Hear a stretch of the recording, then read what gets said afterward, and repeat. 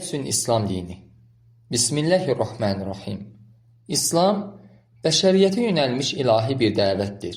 O, Allahın göndərdiyi son din olaraq insanların həm bu dünyada, həm də axirətdə saadətə çatmasını hədəfləyir.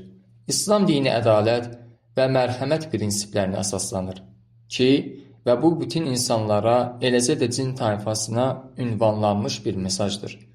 İslamın seçilmə səbəblərindən də biri onun tövhid, yəni tək Allahlılıq inancı üzərində qurulmasıdır.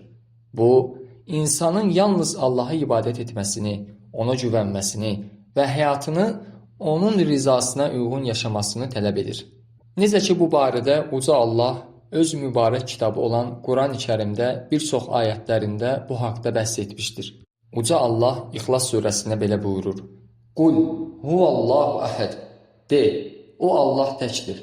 Həmçinin digər ayət-i kərimdə buyurur: Allahu la ilahə illə huvəl hayyul qayyum. Allah özündən başqa haqq məbud olmayandır, əbədi yaşayandır, bütün yaradanların qəyyubudur. Həmçinin buyurur: Və huvəl-ləzi fis-səmai ilahu və fil-ardı ilah və huvəl-həkimul alim. Göydə də ilah, yerdə də ilah odur. O, hikmət sahibidir, biləndir.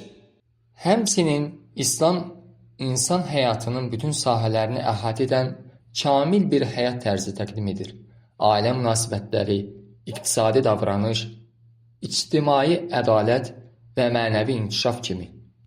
İslamda Peyğəmbər Muhammed sallallahu aleyhi və səlləm vasitəsilə göndərilən Quran, insanlara doğru yolu göstərən son və dəyişməz ilahi bir kitabdır. Bu kitab hikmət, əxlaq və elm baxımından zəngindir və insanı həm özünə, həm də cəmiyyətə faydalı bir varlıq halına gətirir. Nəticə olaraq, İslam dini mənəvi rahatlıq, sosial ədalət və əbədi xoşbəxtlik vəd edir. Ona görə də milyonlarla insan məhz bu dini, yəni İslam dinini özlərinə din olaraq seçmişlər.